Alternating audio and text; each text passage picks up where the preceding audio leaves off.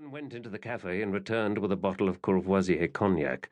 Leblanc put his bag on the table and picked up the rifle as Hassan got the bottle open. "May Allah forgive me." He raised it to his mouth. At the same moment, the outside door was kicked aside and a brute of a man, bearded, long hair bound by a bandana, slipped in. He was carrying a MAC-10 machine pistol. "Drop it, or I'll drop you," he told Leblanc, who placed the AK-47 on the table at once. "Of course," he said. The man reached for the bottle. "Cognac, eh? Are we celebrating something your old friend Hamid should know about?" He poured some into his mouth. "Good stuff. Seems a shame to keep it all for ourselves. Why don't you let your wife and daughters out of the cellar so they can join the party?" "No, damn you! I will not do it!" Hassan said violently. Hamid raised the Mac and Leblanc cried, "No need for that. I have money, see?" He unzipped the bag, reached into the false bottom, produced a wad of currency and dropped it on the table. $1,000 American. Hamid was mesmerized and reached out to examine the money for himself. "Where did you get this?" "Tehran," Leblanc told him. "And there's more. Just let us go." "Show me," Hamid ordered.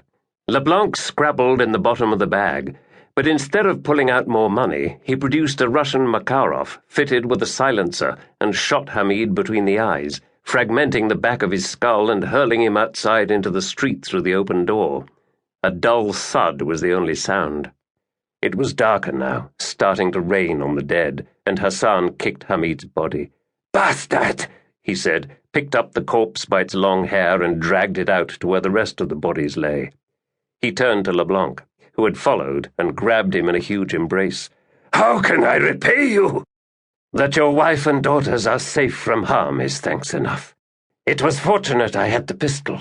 Normally I wouldn't have such a thing, but it seemed prudent when I started my journey. These are bad times, and more to come, I think." "Then go with a blessing from me," Hassan said. "Now I must join my family."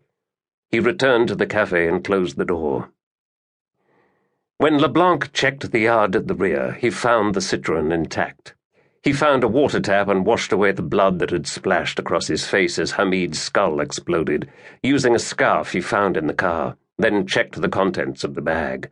A little blood he had missed on his left hand smeared the Iranian passport, and that gave him an idea.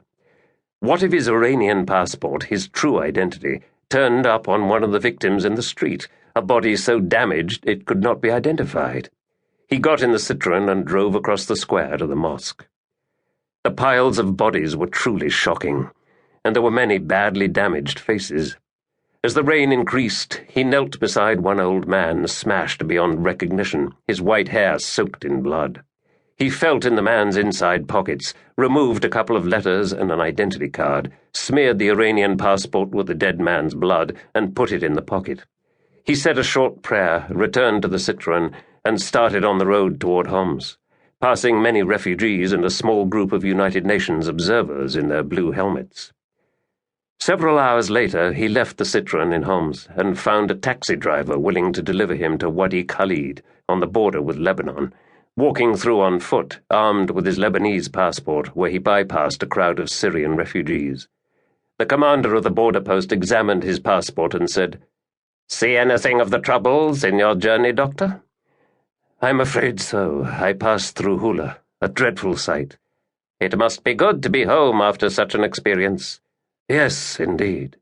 Ali Leblanc passed through and took one of the waiting taxis. The approach to Beirut an hour later was astonishingly beautiful. The hot sunshine, the vivid blue of the sky and sea, the harbour crowded with ships, the whiteness of the houses jumbled together as they lifted in untidy terraces, climbing the hill of the old quarter together. He left the taxi by the harbour wall and crossed through the open-air cafes, crowded with people of every race and colour and religion, and so very different from what he had come from.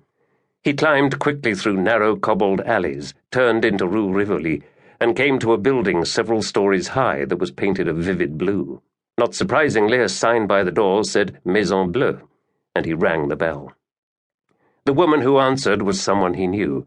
65, of mixed blood, she was handsome enough and wore a black silk robe and a white chador, the obligatory headscarf for Muslim women. There was astonishment.